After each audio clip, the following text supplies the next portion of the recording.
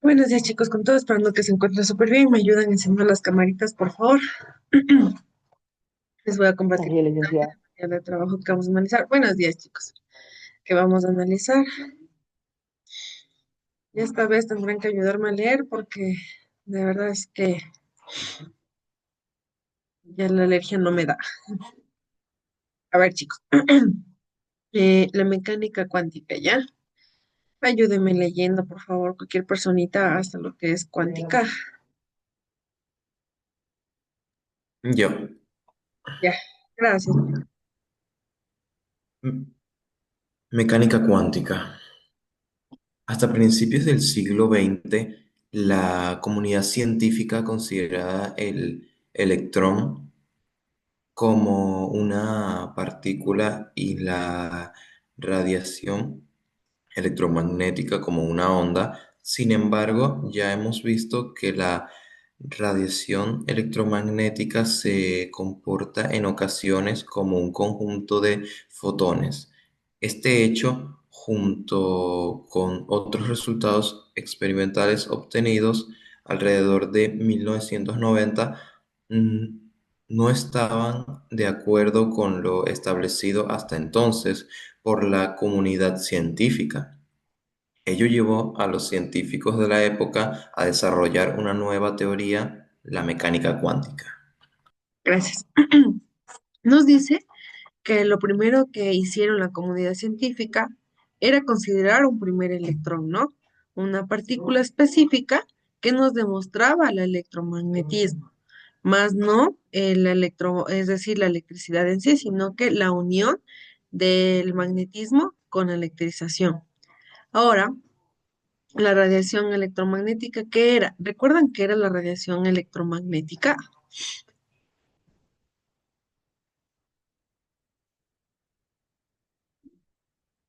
¿Recuerdan como yo les explicaba con un ejemplito de que era como que si yo les quería proteger y yo tenía el poder de cubrirlos con alguna protección? Lo mismo es la radiación, es todo el campo donde la electrización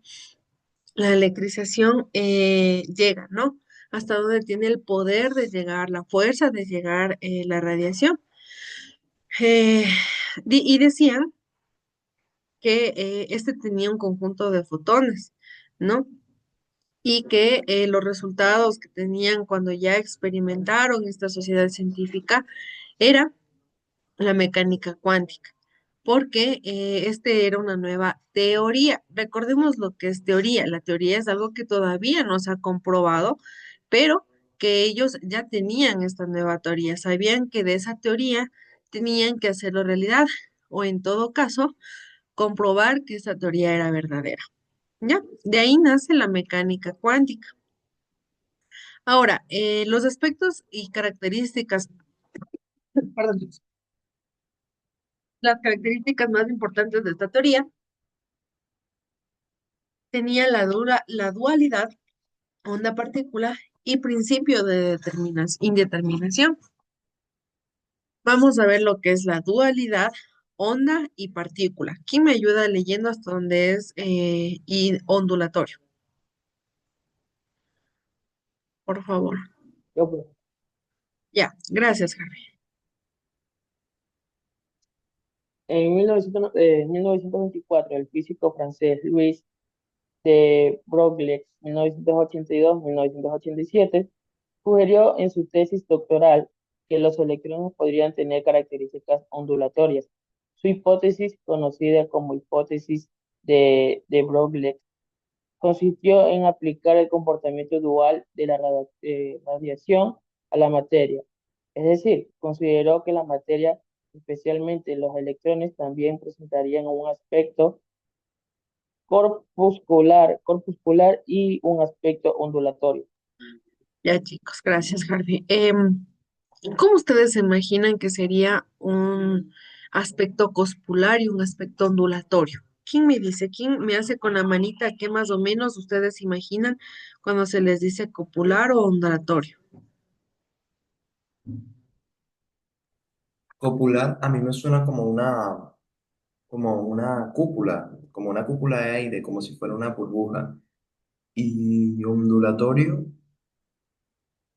Sería como ondas, como si fueran olas del mar, algo así. Ya. El movimiento copular se refiere, es como una unión, más que como un movimiento específico. Es como que un movimiento específico, sí, es como una unión. Excelente, sí. Entonces, el movimiento aspecto ondulatorio, en cambio, es como una ondita, como decía Víctor, ¿no? Como las olas del mar, eso es ondulatorio. Pero llega un punto en el que todas las dos se copulan y hacen una unión específica. Claro que para otras ciencias, chicos, copular es otra cosa, pero aquí en física nos referimos a la unión de estos movimientos. Ahora, según esta hipótesis, la energía tanto de la materia como de la radiación se relaciona en la frecuencia de la onda asociada al movimiento mediante la expresión de la energía es igual a la hipótesis de la frecuencia. El movimiento lineal con la longitud de la onda. Aquí viene la copulación, la unión que tienen estas dos, ¿no? El movimiento lineal con la longitud de la onda. Aquí vienen las dos. Tenemos que el momento lineal es igual a la energía sobre la copulación, que es igual a la longitud de la onda sobre la copulación. ¿Ya? El experimento de Davison y Gamer. Ojo, ojo chicos, me parece que en la actividad estaba, que ustedes tienen que explicar en sus propias palabras. Bueno, como ustedes le entienden al experimento de Davison y Gamer. Ya deben explicar, hacer un pequeño ejemplo, me parece que también deben de realizarlo y poner una imagen. Así que leamos esta partecita de manera coherente para que ustedes entiendan y puedan realizar este, esta actividad con la claridad que se merece, ¿no? ¿Quién me ayuda leyendo, por favor, esta partecita? Cualquier personita.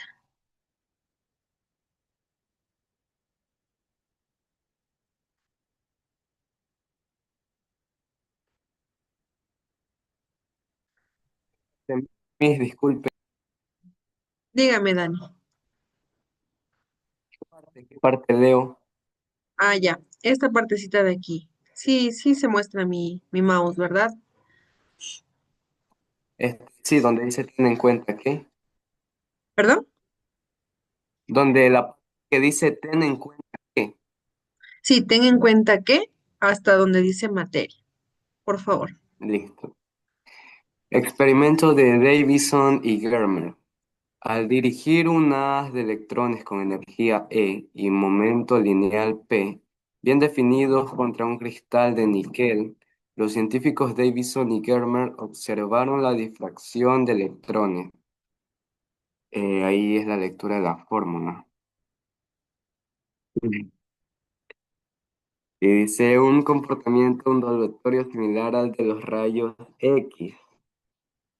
La longitud de onda medida fue justamente la predicada por de Broglie para las ondas de materia. Ya chicos, ¿qué entendieron con eso ustedes?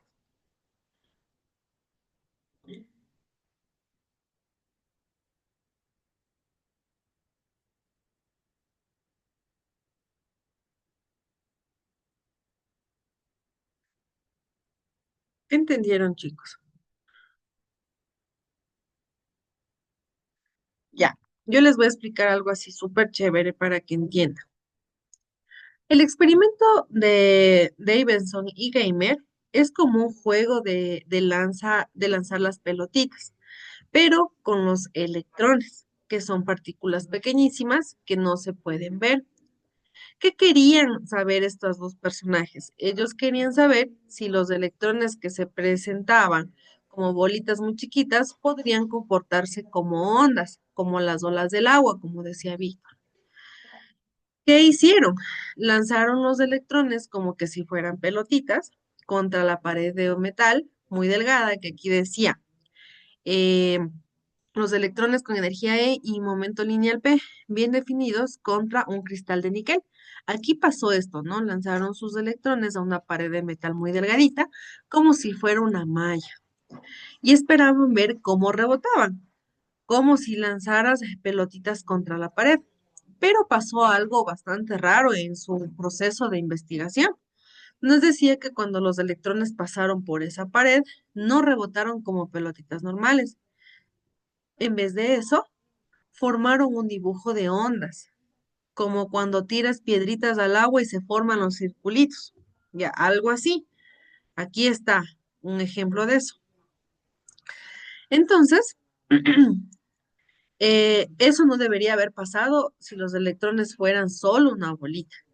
Pero ¿qué demostraron? Davidson y Germer, los dos científicos, demostraron que los electrones y otras partículas muy pequeñas no son bolitas.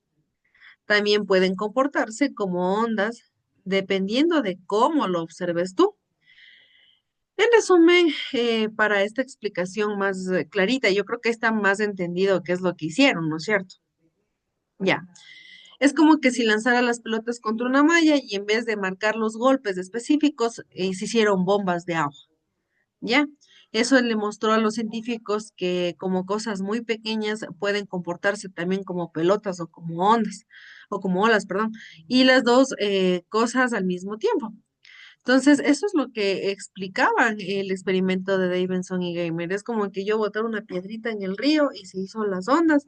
Y eso fue lo que ocasionó la sorpresa, porque se supone que eran pelotitas. Y si es que eran pelotitas en la pared, en un vidrio, ¿cómo van a formar esas ondas, no es cierto? Entonces, eso fue lo raro. Ellos lanzaron estos electrones para saber eso. Hasta aquí está entendido qué es el experimento de Davidson y Gamer. Está más fácil. Ya. ¿Qué se le llamó a esto? Se le llamó como espectro de difracción producida o también rayos X o electrones o neutrones, ¿ya? Y aquí nacen esos experimentos, ¿no? Ahora, así pues la longitud de la onda asociada a una partícula material o fotón de momento lineal será que la longitud de la onda es igual a la altura sobre el peso. Esta propuesta fue considerada inicialmente como carente de la realidad física por su falta de evidencias experimentales. Sin embargo, en 1927, los físicos norteamericanos Davidson y Germe lo comprobaron experimentalmente después de haber de haber observado la difracción de los electrones de forma casual.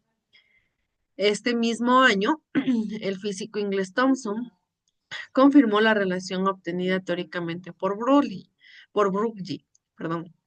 La longitud de la onda es igual a la altura sobre el peso, mediante la difracción que hacen los electrones a través de las hojas metálicas delgadas, lo que habíamos dicho esta parte de aquí.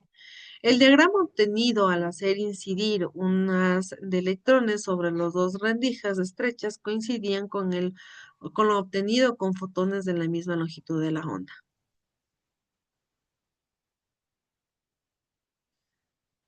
Vamos con las aplicaciones de la mecánica cuántica. Chicos, antes de pasar a las aplicaciones, sí está entendido la parte anterior, ¿verdad? Necesito que sepan bien para que ustedes realicen la actividad sin ningún problema. Ahora, los postulados y los resultados de la mecánica cuántica pueden parecernos extraños y alejarnos de la realidad cotidiana. Sin embargo, hoy en día sus aplicaciones llegan a todos los ámbitos de la vida moderna. Arco iris primario. ¿Quién me ayuda leyendo esa partecita, por favor? Cualquier personita. Ya mismo. Gracias, Mayerly. Arcoíris primario. Dispositivo basado en el efecto fotoeléctrico. Cuando la radiación incide, alcanza la célula fotoeléctrica, provoca una emisión de electrones que dan lugar a una corriente eléctrica. Esta corriente se utiliza para poner en funcionamiento otro circuito más potente, que a su vez abre puertas automáticamente, vela por la seguridad en los ascensores, dispara alarmas y contabiliza unidades en cadenas de montaje. Gracias, Mayerly. ¿Qué pasa aquí? Tenemos los fotoelectrones de este lado.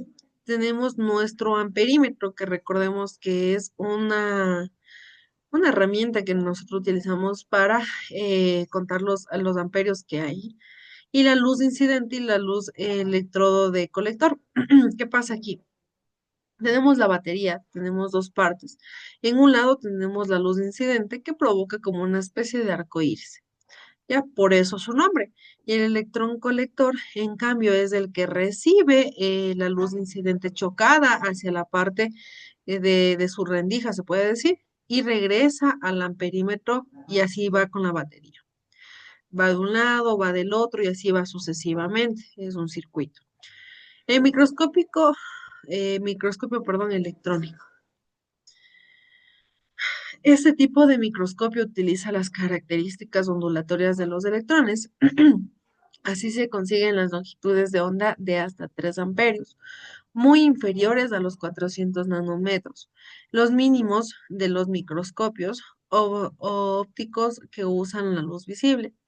La longitud de onda de los electrones se controla fijando su velocidad y para ello se impulsa mediante una diferencia de potencial determinada.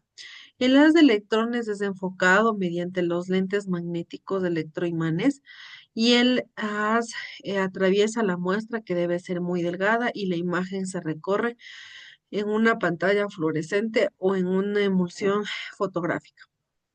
Muchos avances en biología y medicina se deben al microscopio electrónico. Con él se ha observado los virus de la gripe de solo 30 nanómetros.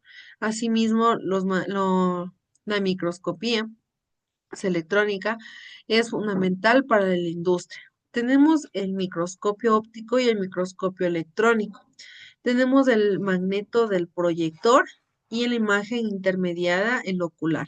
Esta es la placa fotográfica y el objeto. Ahí tenemos el lente del objeto, acá el magneto del objeto, el magneto del condensador, el lente del condensador, la fuente de luz, la fuente de electrones, el láser. El láser, a aplicación de la luz por emisión estimulada de radiación, es la luz monocromática. ¿Qué se me viene a la cabeza como monocromática, chicos? ¿Qué es monocromática?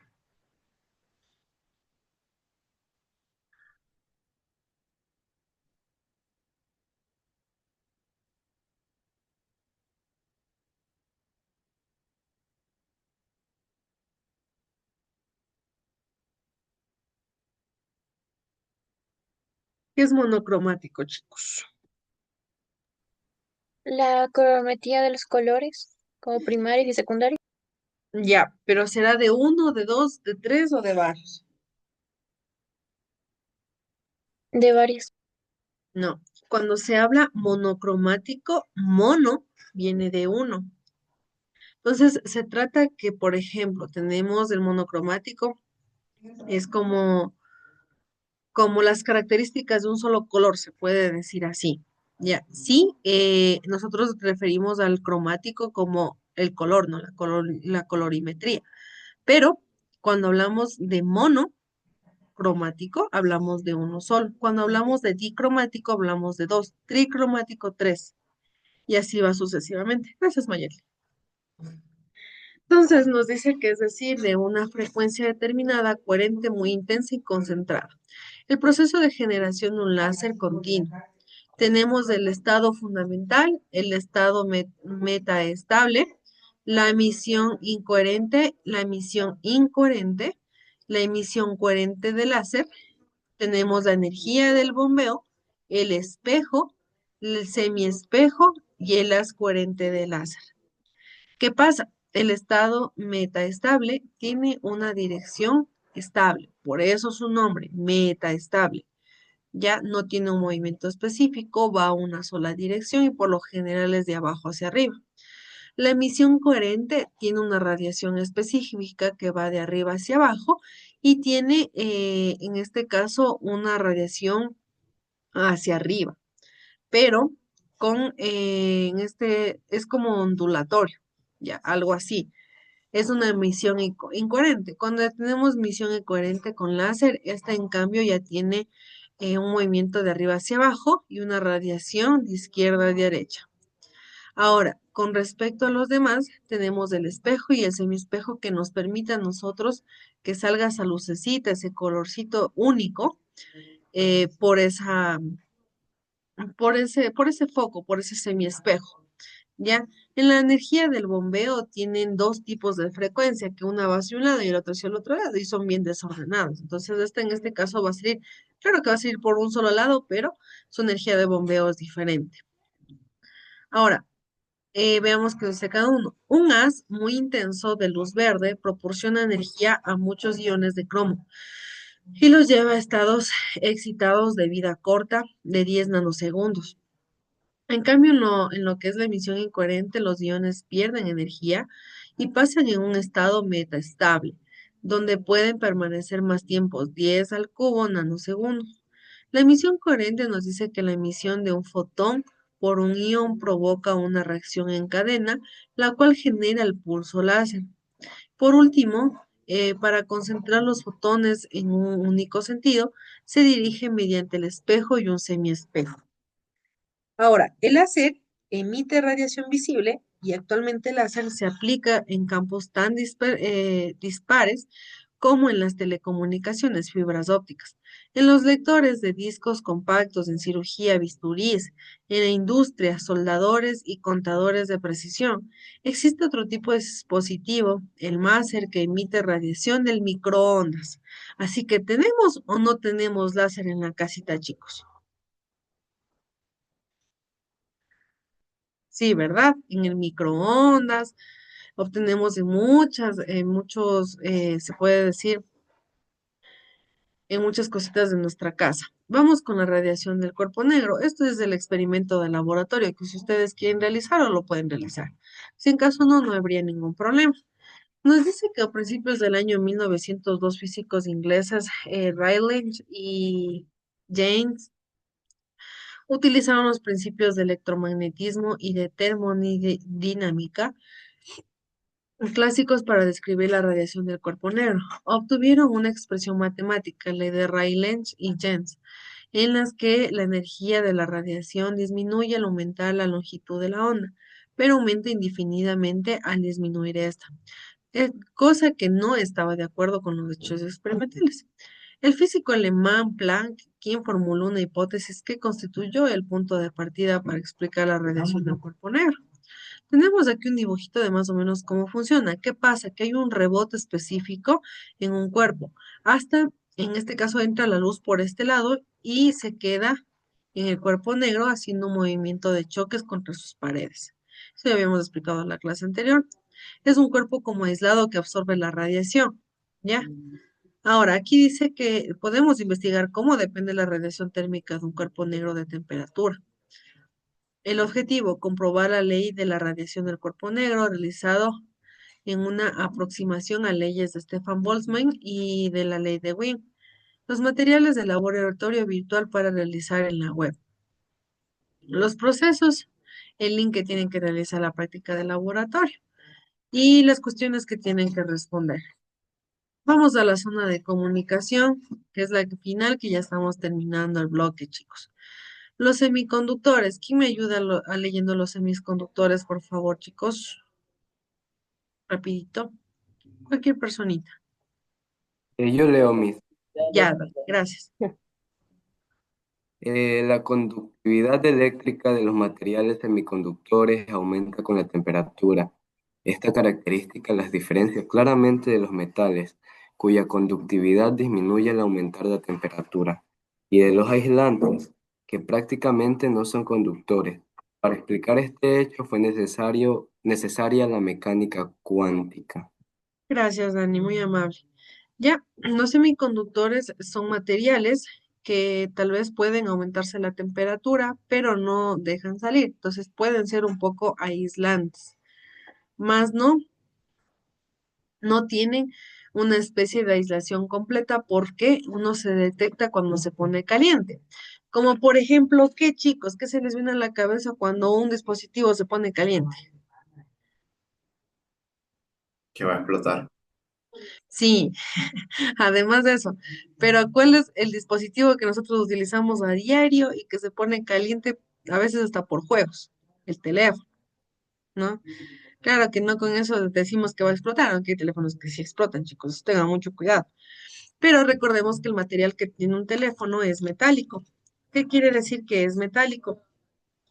Al momento de que nosotros sobrecargamos este tipo de dispositivos, sabemos que se ponen caliente. Y más los de antes, los teléfonos de antes eran más, incluso chicos, no sé si ustedes todavía verían esa parte, pero nosotros teníamos teléfonos que tú le sacabas la parte de atrás y se veía la batería.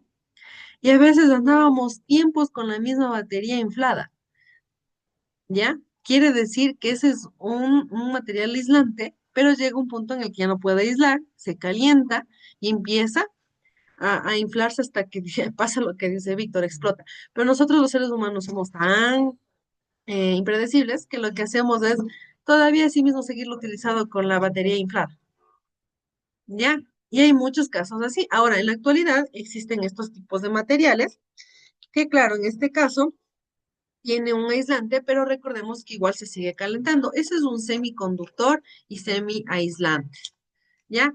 Porque permite la conductividad a través de la energía del teléfono, pero no la aísla por completo.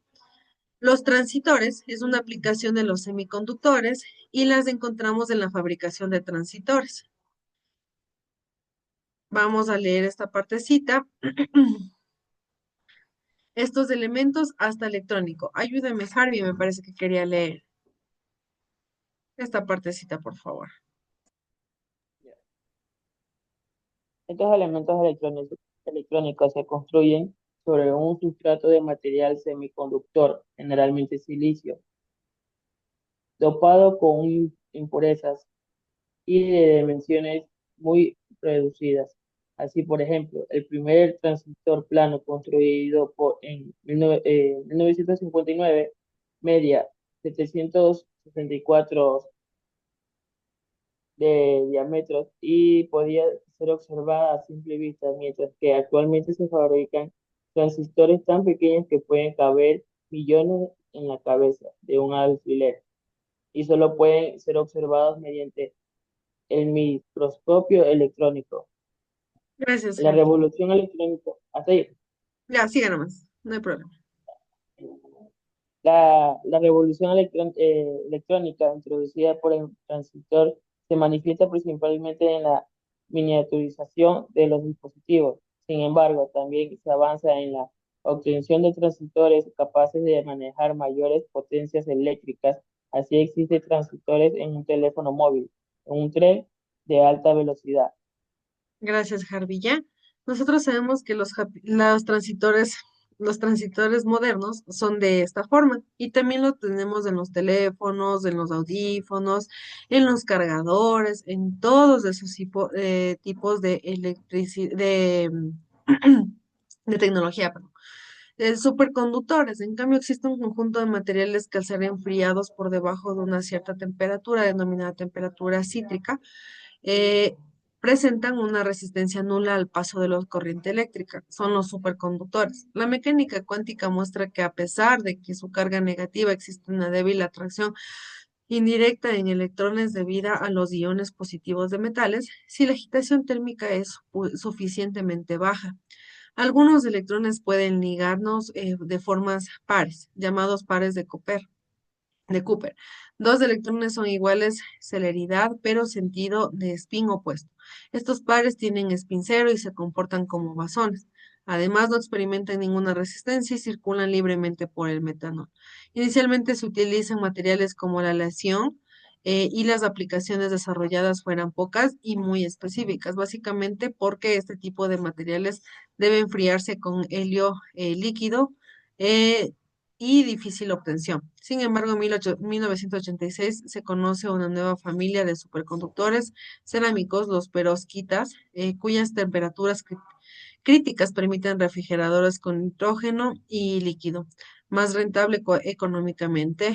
Y esos son los superconductores, chicos.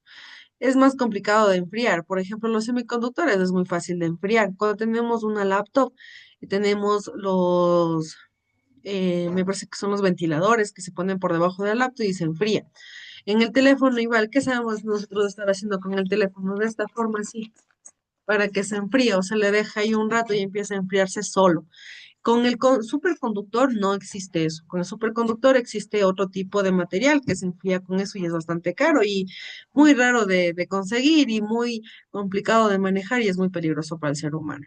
Eso es con respecto al día de hoy, chicos. Espero que les haya gustado la clase del día de hoy, que haya sido dinámica, que haya sido un poco atractiva a su conocimiento y que se haya entendido absolutamente todo. Esos chicos que tengan un excelente fin de semana, disfruten, nos veríamos la próxima clase. Recuerden que tienen actividades y entreguen con tiempo, chicos. Les deseo un excelente día. Chao, chicos. Chao, licenciada. Chao, chicos. Hola, licenciada, Dios le bendiga. Gracias, Javi, igualmente. Xiaomi. Chao, Dani.